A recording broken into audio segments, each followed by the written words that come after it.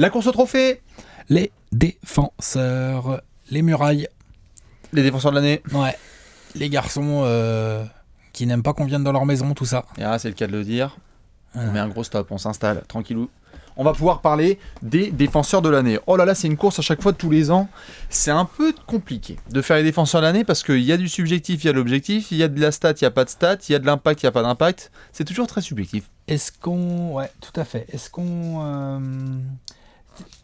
Comment dire, la complexité avec le défenseur de l'année, c'est... Ouais, il y a des stats qui permettent de te donner des indicateurs sur qui est fort en défense ou pas, mais ces stats peuvent quand même être parfois très trompeuses. Par exemple... DeAndre Jordan, les 5 dernières années. Un gros rebondeur n'est pas forcément un bon défenseur. DeAndre Jordan, les 5 dernières années, c'était un peu compliqué maintenant qu'il n'y a plus Chris Paul. Un gros contreur, c'est déjà bien, c'est de la défense. Et ça peut aussi être un peu jaloux des fois. Mais ça peut aussi être un peu tronqué. Un gros intercepteur. Un gros intercepteur typique, ça. Est-ce qu'il cherche trop les lignes de passe ou est-ce qu'il les prend dans les mains des gens? C'est pas que ça compte pas, hein, mais c'est que c'est pas pareil. Ça dépend, il y a des défenseurs. Donc bien évidemment, on va tout expliquer en long et en large. Vous connaissez le concept, on va prendre 5 clients qu'on a considérés un petit peu au-dessus du game dans cette course au bout de 2 mois. Hein. Ça ne veut pas dire qu'on s'en fout totalement des autres. On va les mentionner, hein, toutes les petites mentions honorables extérieures. Après ou avant? On en prend 5. Après, hein, on va faire ça, on va d'abord mentionner nos gars et puis après on va dire, mais on pense évidemment à Miles Turner. On pense évidemment, etc. T'as pas. Donc du coup, petit ping-pong avec Alex et à la fin, on tranche. Let's go. Alex, premier client qui nous vient de... Comme tu veux. De Philadelphie, tiens. Allez, bim. Allez. Oh yeah. Comment ça, Embiid, c'est un bête de défenseur? Oui. Réveillez-vous. Oui. Embiid est un excellent défenseur. Déjà... Mais qui a fait du basket depuis 5 ans. De par sa présence physique, déjà. Parce qu'il faut bien comprendre qu'on parle souvent des blessures d'Embiid. C'est le problème de pied, de genoux, de dos et tout ça. Mais on oublie que le pépère, quand tu l'as derrière toi au poste, bah déjà... Tom go pour le contourner. Hein. Tout est beaucoup plus compliqué. Puis si tu comptes reculer avec Embiid sur toi, t'oublies tout de suite. Il y a quasiment pas de joueurs en NBA qui peuvent reculer avec Embiid sur eux. Mettez-vous dans une rue étroite à 9h du mat dans Paris avec un camion poubelle là. Au cul, voilà. Vous allez voir, c'est pareil. Tu te le traînes pendant 40 minutes. Voilà. C'est horrible. Donc c'est relou. Ensuite, Embiid, très bon sens du contre. Capable en deuxième rideau et tout, capable de chase down un minimum. Ce côté kamikaze que j'adore. Il va être capable de mettre son corps, vous l'avez vu notamment le match incroyable, le thriller contre OKC, où tu sens qu'il a cette espèce d'instinct naturel de là il faut que je me bute parce que je vais avoir la phalange sur la 37e phalange sur le ballon. Voilà, exactement. Et ça c'est les grands défenseurs. Et ensuite... au rebond, Embiid est un garçon sérieux. Le rebond, je rappelle que c'est ce qui finit une défense. Hein. C'est-à-dire que si tu fais une bonne défense mais derrière t'as pas le rebond, ça c'est un peu compliqué à rien. Si tu boxes pas. Pire. Tout à fait. Capacité à switcher sur plusieurs postes. C'est pas mal. Sur les petits vraiment rapides, il en chie. Hein. Mais c'est normal, il fait 2m13, il doit peser 115 en lecture, c'est déjà pas mal. Mais en lecture, c'est déjà bien. Donc oui, non. Défenseur sérieux. L'ami Joël, on doit en parler. Monsieur Joël. Après, bien évidemment, le temps de jeu, même s'il commence à augmenter un petit peu, est forcément réduit, donc il ne peut pas avoir certaines fois le même impact que les plus gros qui sont dans le circuit, mais c'est quand même très bien. Et puis Philadelphie est quoi, 15e, 14e à peu près de la ligue en ratings. Ils sont middle en defensive rating. Donc c'est QFD, et parfois aussi quand Embiid est là, les ratings défensifs de Philly explosent, et puis parfois quand il n'est pas là, ça peut un petit peu être plus compliqué. Forcément, Amir Johnson, c'est pas la même, mais si on aime beaucoup Amir, notamment en défense au poste. Ou au contre. On va changer un petit peu on va passer où, tiens? Où tu veux, vas-y, dis-moi, tu veux aller où? Eh bien, je pense que je vais aller du côté d'Auckland. Parce que on était en off, on veut bien votre avis là-dessus. Tu veux aller voir lequel? Et c'est ça. Et on veut bien et on demande même votre avis là-dessus. Tu vas voir Klay Thompson ou tu vas aller voir Kevin Durant? Il s'avère que les Warriors sont encore élites, défensivement. Top 5 defensive rating encore. Voilà. Mais... évidemment, d'habitude, on garde Draymond en patron parce que c'est le gars qui fait le boulot. C'est le patron, point barre, que ce soit statistiquement, que ce soit dans l'impact, identitairement, etc. C'est Dre, point barre. Mais il y a un copain qui avait déjà annoncé l'année dernière qu'il allait un peu plus investir et qui, cette année, défensivement, est très très deadly et très sale. C'est Kevin Durant. Ouais. KD, c'est sale. L'investissement de KD cette saison, oh la vache! Ce qui est nouveau, qu'on avait déjà un petit peu vu, regarde, on avait déjà eu des petits prémices. Rappelle-toi, en 2015, en demi-finale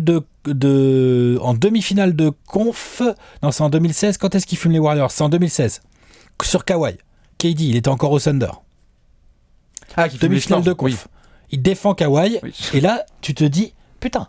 What? Ouais. Il y avait beaucoup d'André Robertson, salaud. Oui, mais enfin, quand même. Il était là, il a pris ses responsabilités sur un très bon attaquant qui est Kawhi. Tu voyais avec Billy Donovan que merde, le mec, un défenseur de ouf, sommeillait depuis des années. Exactement. Ensuite, bon, c'est pas que Billy Donovan, c'est aussi Scott Brooks avant. Bref, pardon. Ensuite, il arrive aux Warriors. Il se retrouve sous la tutelle défensive de Monsieur Draymond Green. De Monsieur André Iguodala, de Monsieur Shane Livingston, de Monsieur Klay Thompson. Et même de Steve Kerr, il aime bien ça. Tout le monde. Voilà, genre... Non, mais genre, viens, on va t'apprendre vraiment comment jouer des deux côtés du terrain, quoi. Moi, j'ai déjà vu Steve Kerr. Genre, les Warriors mènent de 18. Ils encaissent 2 paniers de suite. L'autre, il demande temps mort. Il prend sa tablette comme ça. Il s'énerve, quoi. C'est clair. Non, il a même brisé la tablette. Ah, c'est clair. Parce qu'il pouvait être vraiment vénère. Et c'est vrai que KD s'est bien investi en défense sur notamment les derniers playoffs. Et là où il a vachement progressé, c'est que sur l'homme, ça reste KD. Et puis c'est normal, il a pas envie de faire ses fautes bêtement. Non, il est un peu dans le gang club. Voilà. Par contre, en aide, en deuxième rideau. Putain. Avec ses bras, l'autre, là, tentaculaire, son excellent timing. Deuxième compteur de la NBA ? Oui, il est à 2 comptes par match. C'est commence à être sérieux quand t'es à 2 comptes par match. C'est pas de la chance, faut arrêter. Non, c'est pas de la chance, c'est du taf, c'est de l'envie. C'est de la... Il se motive, quoi, il se motive. Non, il se motive, vraiment. Et du coup, il forme avec Draymond Green un duo assez intéressant, parce qu'effectivement, si t'as Draymond Green sur le slip, ou Klay Thompson, les extérieurs. Klay Thompson, allons-y. Et par contre, en deuxième rideau, t'as KD qui se pointe, ça commence à être chiant, quoi. C'est ça, d'où la question initiale, qui on serait capable de prendre ? Écoute, j'ai quand même envie de te prendre Draymond. Moi, je suis d'accord. Ça reste quand même le patron. Il a pareil des petites blessures, donc tu le mets de côté. Mais oui, attendez que Draymond revienne. Il est plus complet. C'est-à-dire que Draymond, il peut vraiment switcher quasiment tous les postes. Et identitairement, juste. Identitairement, pilier vocal de la défense. Et puis lui, il a du contre, et puis il a de l'interception aussi. Il a tout, le mec. Il a un et demi à peu près. Donc Draymond, j'ai envie de prendre Draymond, il fallait qu'il y ait quand même un membre des Warriors parce que ça reste quand même ultime défensivement Golden State cette saison. Voilà pourquoi je vais partir un peu là-dessus. Encore. Client suivant. On va du côté de Milwaukee. Allez, pourquoi pas ? Vas-y. Ah, bien sûr. Allez. Giannis le grec, hein. Giannis. Avec un G, comme grec. Alors, les Bucks, il y en a qui s'embrouillent là. Les Bucks, c'est moyen. Défensivement, c'est montagne russe. C'est des soirs de ouf et des soirs de sale. Collectivement, c'est moyen-moins. Ouais. En termes de rating d'équipe, t'es autour de la 20e, 22e place. C'est pas top, quoi. C'est pas ouf, même 23e peut-être. C'est pas ouf. Par contre, Giannis, en tant que lui-même que défenseur... C'est-à-dire que le mec est vraiment flippant. On rentre dans la catégorie de... Tu es au milieu... C'est qui que j'ai vu la dernière fois ? C'est Jameer Nelson au milieu de terrain qui part tout seul en contre-attaque et qui refuse un lay-up alors qu'il a quoi, 5 mètres d'avance sur Giannis ? Et qui va dans le corner. Il a peur du chase down. Il fait trop peur. Giannis fait trop peur. Damien Lillard, il a pris pareil. Vous avez vu, on avait fait notamment sur Twitter, on avait balancé ça, notamment un espèce de contre où il fait 3 pas du milieu de terrain. Ouais. Donc c'est juste flippant. Et alors défensivement, pareil, à l'interception. À l'interception, il est ouf. Et sur l'homme, Giannis, que tu sois meneur, arrière, ailier fort ou pivot, eh ben c'est relou. C'est relou. Surtout qu'en plus, pour ceux qui regardent un peu les Bucks, vous aurez remarqué que le pépère, il a encore pris des épaules là pendant l'été. Donc maintenant, au poste bas, quand il est sur toi, bah même si t'es un peu plus lourd, bah tu vas quand même avoir du mal à l'enfoncer. Il est largement assez mobile. Je veux dire, il est plus mobile que la plupart des arrières de la NBA de toute façon. Non, donc c'est un taré. Il y a du contre pour la gagne, il y a de l'interception pour la gagne. Et puis en termes de stats, on est à 2 interceptions et puis 1,5 contre de moyenne, plus une dizaine de rebonds. Donc en termes de stats, on est complètement dans les standards d'un défenseur de l'année. Et même dans les clairement les standards hauts. Standards très très hauts. Il y a de tout avec Giannis. Il y a eu du contre pour la gagne, il y a eu de l'interception pour la gagne, il y a eu juste du stop pour la gagne. Bref, maintenant on attend juste pour son dossier. On attend parce qu'on faisait à chaque fois les dossiers aussi. Le dossier de Giannis, c'est vraiment on attend que Milwaukee soit un peu plus dans le bilan comme dans le dossier de Giannis.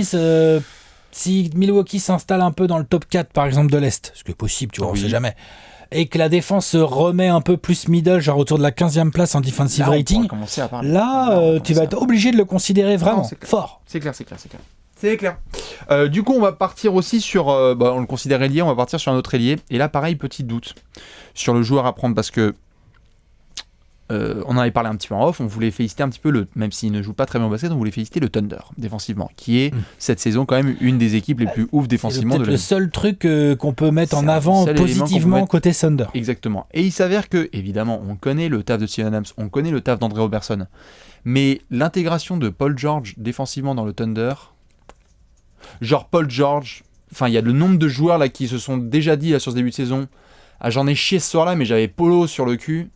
C'est grave. Polo est dans la conversation. Hein. Il est peut-être pas top 5 pour pas mal de monde, mais on était obligé de le mettre nous parce que... Il est pas meilleur intercepteur de la ligue, lui ? Il doit être dans les hauteurs. Ça, je vais regarder.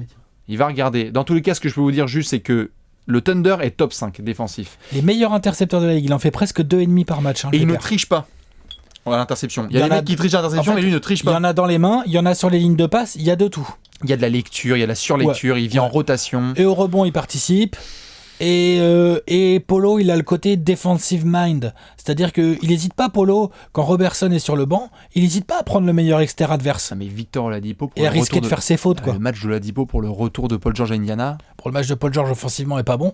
Mais si le match de Oladipo est pas terrible, il y a peut-être une raison. Il y a peut-être une raison et elle s'appelle Paul George. Ah ouais. PG13 est très très sale. Donc du coup, on était obligé un petit peu de le féliciter. Il avait déjà fait le coup l'année dernière, je me rappelle, il m'avait niqué en TTFL sur Harden.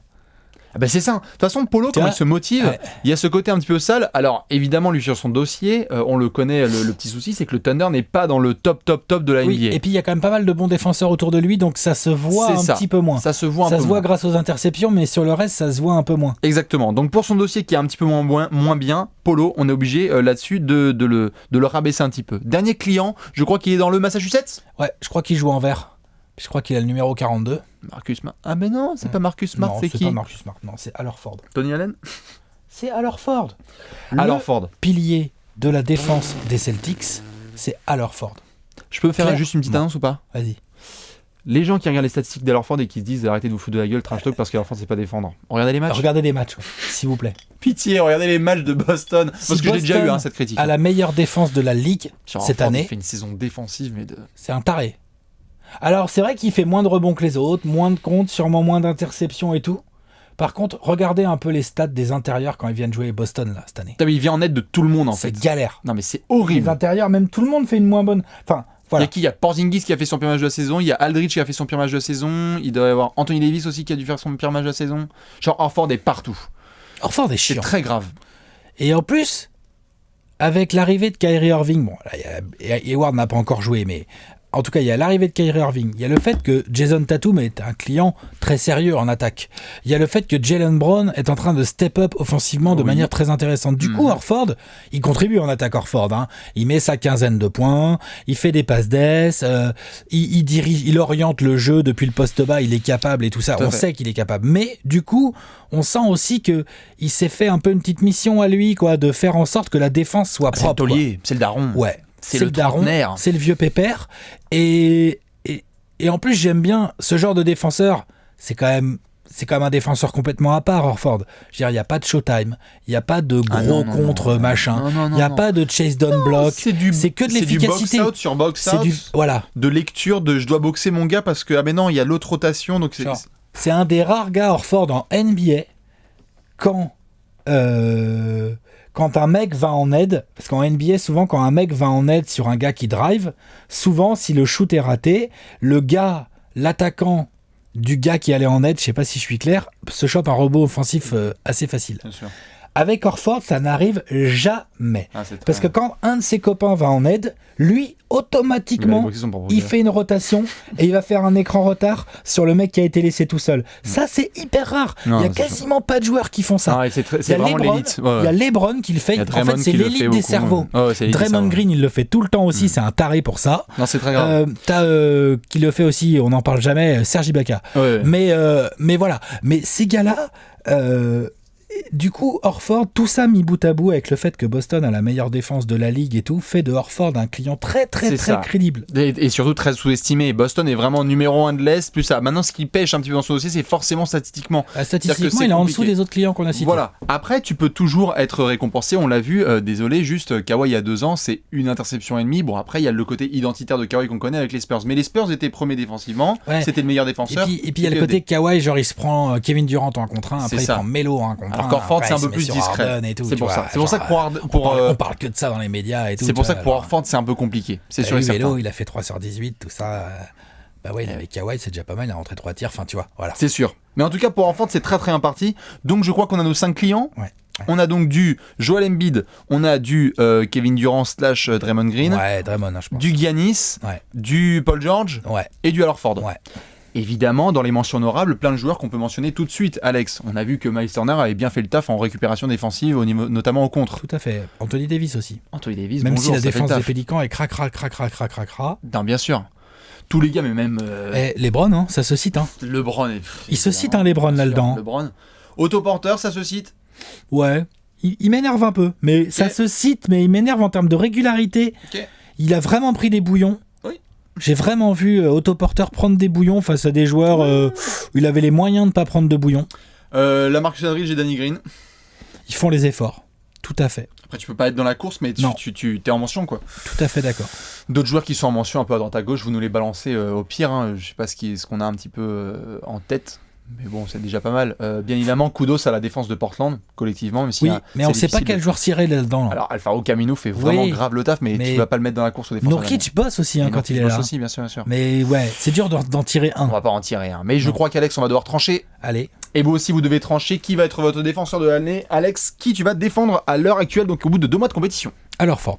Ok. Je pense que ça s'était un peu vu tout à l'heure quand j'ai fait mon petit truc. Mais oui Ford. Moi, je l'avais pas vu. Ok, pas très bien. Parfait. Alors, c'est Ford, moi. Ouais. Déjà parce qu'il l'a jamais eu et que au bout d'un moment, je trouve que c'est un trophée qui lui irait bien. Oui, c'est un trophée pour lui. Je trouve que là, en plus, Brad Stevens s'appuie admirablement bien sur les qualités d'Horford pour construire sa défense. Et qu'en fait, la défense des Celtics, c'est très compliqué. En fait, la façon dont les Celtics défendent actuellement est une façon qui fait qu'aujourd'hui ils sont la meilleure défense de NBA.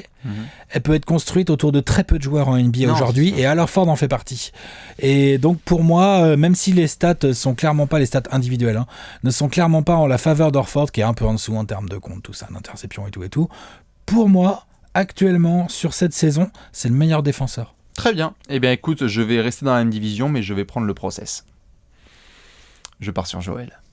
D'accord. Qui, je touche du bois, va essayer de faire toute sa saison. J'aimerais bien. Ah bah c'est sûr que s'il se blesse, d'ailleurs Rudy Gobert, on l'a pas cité dans les mentions. Gobert, évidemment, Rudy, Kawhi, Calmos, les gars, on sait très bien qu'on pense à vous, mais c'est comme ça, juste au niveau des blessures, c'est comme ça. S'ils n'avaient pas été blessés, je pense qu'ils seraient tous les deux dans notre 5 qu'on citerait. Bien évidemment. Tous les jours, mais là, on malheureusement... les attendait dans les pitbulls qu'on attendait. D'ailleurs, pareil, Avery Bradley, même si on n'a pas mentionné, il y a plein de gars qu'on va pas venir. Je reste sur notre ami le process. Pourquoi ? Parce que déjà, la différence entre quand il est là et quand il est pas là à Philly est vraiment folle. En termes de protection d'arceau, c'est déjà assez hallucinant. Et surtout, en basant un petit peu aussi sur ce que les votants regardent un petit peu, tu sais que les mecs vont voir Embiid et ils vont se dire genre waouh, il est trop spectaculaire. Ah oui, non, mais ça c'est clair, les votants. Il est assez hallucinant. Donc du coup, j'aime beaucoup ce qu'il fait. C'est peut-être très tôt, c'est une question qu'on avait posée notamment sur le site, sur Trash Talk. Est-ce qu'il est trop tôt ou est-ce que c'est blasphématoire de penser que Joel Embiid peut être défenseur de l'année ? Lui, il a annoncé. Je trouve qu'il assure assez bien au niveau de son blabla. Il fait le boulot. Maintenant, j'attends une chose, c'est qu'il fasse toute la saison et surtout que son temps de jeu continue à monter comme c'est arrivé là un petit peu dernièrement. C'est-à-dire si il commence vraiment à faire du 32 minutes par exemple sur la fin de saison, je dis ça à peu près en touchant du bois encore une fois, s'il fait ça et que Philly est en play-off, il y a moyen qu'il y ait des votants qui penchent la tête, je pense. Je suis d'accord, mais... On verra. Mais... Horford, à la différence d'Embiid, n'aura pas de problème de bilan lui. Et sera sûrement à la tête d'une top 3 défense de la Ligue. Statistiquement, ils vont pas Draymond, il l'a bien eu. Oui, on verra dans tous les cas ce que ça va donner pour un traîner à Horford. Balancez votre avis, évidemment, si vous pensez que ça peut être... s'il peut y avoir, peut-être selon certains, 4 mois de Kawhi Leonard et de Rudy Gobert, ça peut faire la différence. Selon moi, non. Après, je sais pas toi, mais je pense que c'est un petit peu ric-rac. C'est compliqué, je pense, mais c'est pas impossible. Ils peuvent revenir dans la course, mais ça va être un peu short. Donc voilà un petit peu pour ce bilan. Nous, on doit enchaîner, car comme vous le savez, on fait le bilan de tous les trophées. C'est Noël. On vous souhaite de super fêtes. À la prochaine. Ciao.